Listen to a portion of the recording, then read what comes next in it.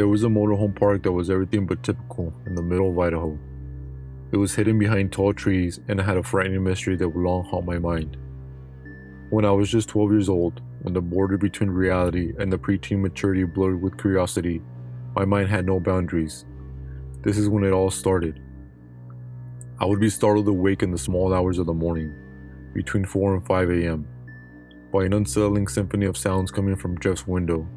That was my neighbor. The unusual mixture of blenders churning, constant chopping, and the startling buzz of power tools made for unpleasant weird noises. My dreams and reality were mixed as one and affected by the cacophony, which wove a frightening tapestry of fear of my childhood.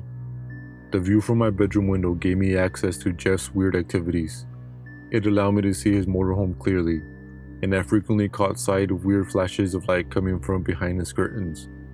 They danced like evil spirits, giving me a general feeling of discomfort. The real mystery, though, was Jeff's odd work schedule. Just as the sun began to set, he would leave his motorhome and set off into the dark nights that would go well into the break of dawn. The timetable gnawed at my impressionable mind because it defied all explanation. I looked for answers because of my voracious curiosity. My elder cousin Sam, who had just gotten his driver's license, and I set out on a secret mission to find out what Jeff's work entailed. We followed him one crucial evening, our hearts racing with a mix of fear and excitement. In the shadows, like specters of the night, we followed Jeff through the narrow streets of our lonely town. Our destination, a massive meat processing factory on the outskirts of Boise, was nothing short of horrifying. Blood's metallic odor and the sickening delicious perfume of raw flesh hung heavily in the air. Jeff vanished with its restricted gates, the workplace of God knows what. The jigsaw pieces started to fit together as we left that night. The meat processing factory, the ominous noises, and the light burst all hinted at something more horrible. I began to have more unsettling ideas that Jeff may be connected to something really unsettling, possibly even the disappearance of children from our calm town. As time went on, the shadow of Jeff's creepy existence grew greater and threw an eerie vibe over our neighborhood. The other kids felt the same way I did, and we made an unwritten agreement to avoid our mysterious next-door neighbor. We understood better than our parents to reject our anxieties as mere juvenile fantasies. The line between dread and reality became even more hazy one spooky Halloween night. I was standing in front of Jeff's home while dressed as a ghost, holding out my bag in hopes of getting some candy. He opened the door with a charming smile that below concealed something far more evil. He muttered, "Come inside, Tom," his voice dripping with an unnerving tenderness. "I have some extra candy that I saved just for you." Instinct seized over me at that precise instant, a steadfast terror piercing the cloud of my immature wants. After the knot in my stomach, I turned and fled for the protection of my own home. I observed Jeff's smile transform into a hideous face of evil through the blinds. Months passed, and I tried to stay as far away from Jeff as possible. Together, the other kids and I kept our distance from our spooky neighbor since we all felt uneasy. Life in our private park went on despite the terrifying events of that Halloween night, which hovered over us like a looming cloud. The tranquility of our motorhome park was disturbed one fateful morning by the screaming sirens of police cars. I hurried outside to see an army of policemen and investigators encircling Jeff's home. The situation was bizarre, like something out of a thriller movie. As I overheard the cops conversing, I realized why they were there. Jeff had been detained due to an outstanding warrant for an assault in the state of California. This information made my pulse accelerate. Our neighborhood was shocked by the news, and it appeared that my hazy assumptions were becoming a grimmer reality. I watched as they handcuffed Jeff and dragged him away, feeling both relieved and terrified. Even if the mystery surrounding Jeff and his late-night activities had finally been solved, the facts were still out of grasp, and I would never know the real truth behind those curtains. I couldn't help but wonder whether my theory had been correct because he was never found guilty of the crimes that my mind had come up with. As the days turned into years, the routine of life at our motorhome park resumed in an unassuming manner. Even if the shadows of our strange neighbor vanished from memory, uneasiness persisted. In the early mornings of darkness, I frequently found myself wondering what Jeff was really doing and whether my suspicions were justified. Jeff's conundrum was never solved, and it's a mystery that still haunts my recollections. My thoughts will always be filled with a sense of nebulous mystery and the interest in the man's strange behavior and the terrifying sounds that reverberated through the early morning hours. I may never know the truth behind those ominous noises and the flashes behind those curtains.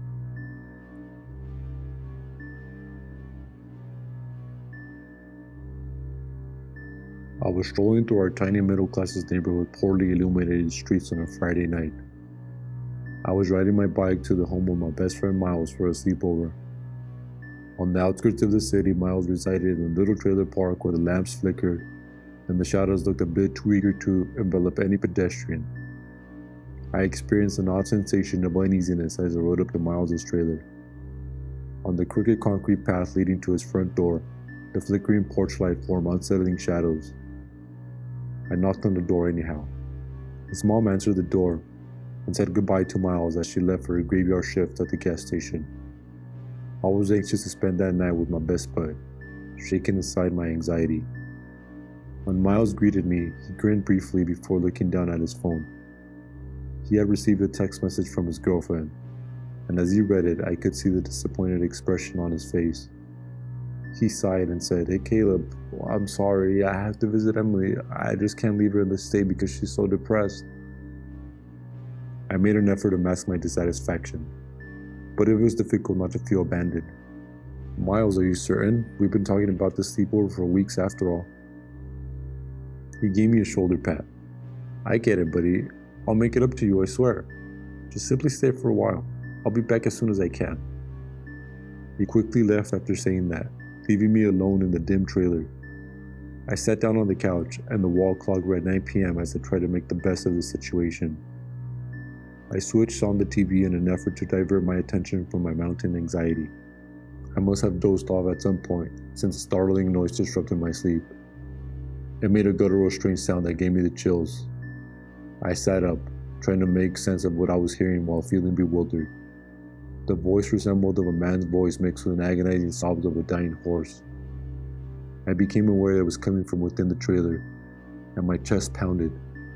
I instantly went for my phone to contact Miles as I felt panic rising inside of me. But I soon realized he had left his phone behind. I was all by myself. I lost my patience as the ominous noises became louder. I had to investigate to see what was going on.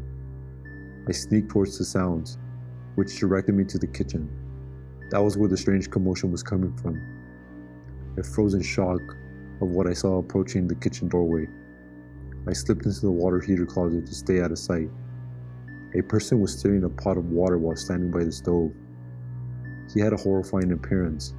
Matted hair, filthy clothing, a gaunt face that seemed like it belonged to a monster from the depths of crackhead hell. I was about to lose my breath when I noticed the intruder was preparing a cup of hot chocolate for himself. My skin prickled from the heat, and I could feel my fingers edging dangerously close to the water heater tank. I groaned as the scalding heat scorched my fingertips, but I was unable to mutter any words. The fear pounding through my body was far worse than the agony. The invader kept stirring the hot chocolate as I stared in utter terror. I hoped he wouldn't see me cowering in the shadows as his eyes flew about the room. As I knelt there, stoically suffering from the hot burn on my fingers, the minutes dragged on as if they were hours. The man was moving erratically, as though he was possessed by some demonic madness. He spoke incoherently to himself as his chapped lips curved into a menacing grimace. He was obviously insane, which only served to increase his haunting presence. Finally, he poured the bubbling mixture into a flower mug and sipped loudly. He exhaled with a guttural cry of delight as a peculiar sense of joy swept over his face, sending chills up and down my spine. He approached the front door while leaving it open as I observed. A sharp cold was carried by the night air as it swept in the trailer. The horrible sounds of his speech vanished as he walked out into the night. I came out of the closet with shaky limbs, my burned hand aching in anguish. Initially, I thought about dialing the police, but I was too scared to do so. I looked all over the trailer to be sure the invader had really left. Since there was no indication of a forcible entry, he must have entered without causing any damage. Knowing that this individual had previously been prowling here gave me the chills. I waited in the trailer for hours, carefully observing the time, even though Miles was still nowhere to be seen. I couldn't help but worry whether he would ever return. It was about 4 in the morning and the trailer park seemed lonely and eerie, with nothing but the distant murmur of crickets to keep me company. I heard the front door creak open just as the first sliver of daylight started to peek through the curtains. As I rushed to meet Miles, relief jumped at my heart. "Miles," I screamed, "you won't believe what happened." He entered while yawning and wiping his eyes. "Caleb, hello, I apologize for last night. I'm here now, but Emily was pretty down." I felt the wave of relief and immediately recalled the night's terrifying incidents. The intrusion, the strange noises, and the hot chocolate were all things I told him about. But Miles simply laughed, not the startled response I was anticipating. He shook his head. "You've got a quiet imagination, Caleb. I guess you had a nightmare or something. In the mornings, my mother always leaves me a hot chocolate, so I doubt she would enjoy someone using the stove without her permission." I regarded him with astonishment. "I'm not making this up, Miles. He was here, and I could feel the warmth from the stove. My hand is scorched from the water heater where I hid from him." Miles, though, just dismissed it. "You were half asleep. It's likely that you accidentally touched the burner. Don't stress over it." I attempted to explain to Miles and persuade him that the fear of that night wasn't all in my head, but he brushed me off. He continued as if nothing had occurred, which gave me a gnawing feeling of uncertainty and worry. I never returned for another stay at Miles's trailer.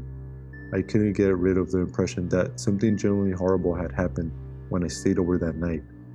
I questioned whether Miles' parents still thought he prepared his own hot chocolate each morning.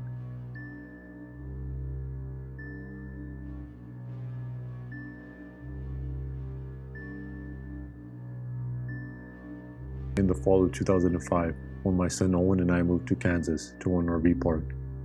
In an effort to get away from the haunting past, Owen and I had been traveling for months in our little home on wheels. I was a single mother of a 4-year-old kid and just 23 myself, but I had been scarred previously in my life. Until we came into the Kansas RV park, a location that would alter everything, our life had been a patchwork of hotels and campgrounds. Chris, the park manager, and I got to know one another there. In the vast uncharted region, he appeared like a guardian, being tall, handsome, tough, and projecting a calm authority. I felt at ease in his company and was drawn to him not only as a friend, but also something more. We would converse well into the night while exchanging tales and fantasies. It thrilled my heart to see Owen, who was constantly observant, was very fond of Chris right away. The days went by, and Chris and I got closer.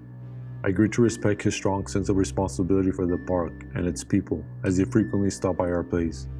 His magnetism was obvious, and I fully let down my guard as his charm disarmed me slowly. Even though the scars from my past still hurt, Chris made me feel secure. I started to imagine a time when Owen and I wouldn't have to run anymore as we exchanged life tales. Chris arrived with a basket of fresh strawberries one evening. When Owen saw them, his eyes brightened up, and he and Chris became friends because they both adored strawberries. Their giggles filled our little RV, and I smiled as I saw a connection develop between them. I couldn't help but feel happy that Chris was filling Owen's lack of a father figure in his life. Over time, Owen began to have episodes of nausea. It would appear and disappear like a cloud of smoke in the air that would put a negative vibe over our newly discovered joyous life. Chris provided assistance and compassion at all times. He would make us meals, saying that he would make us feel better, as his grandmother taught him how to make comfort food. I had great faith in Chris and knew he was looking out for Owen's best interests. But then one day I came upon something that made my knees buckle in shock. After supper, while I was washing the dishes, I saw a little jar hidden behind the back of the pantry.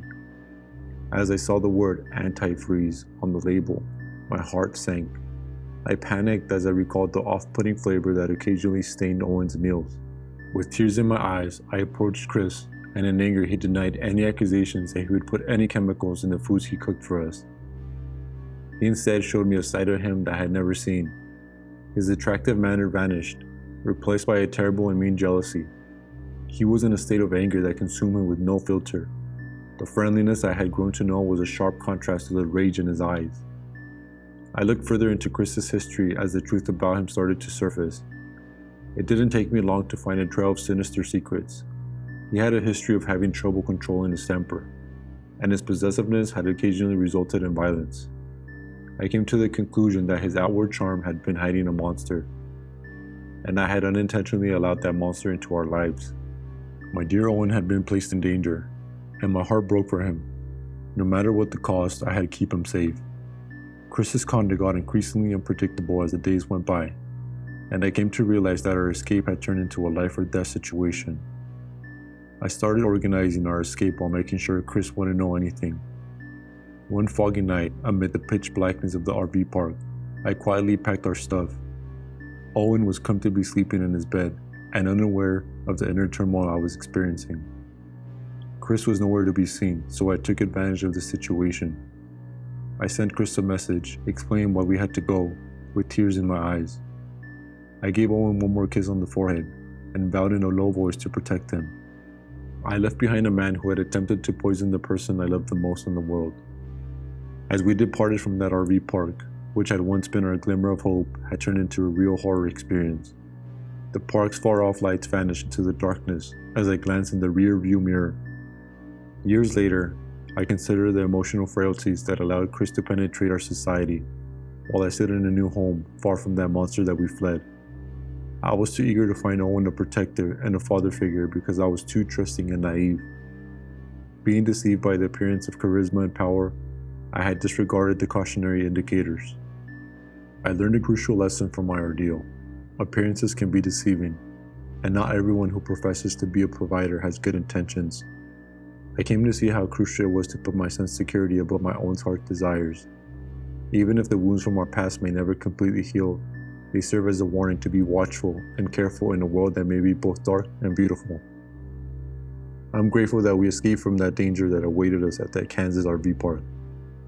And while I hold Owen in my arms, I am aware that we are survivors, and that we managed to flee from a terrible situation that was about to engulf us.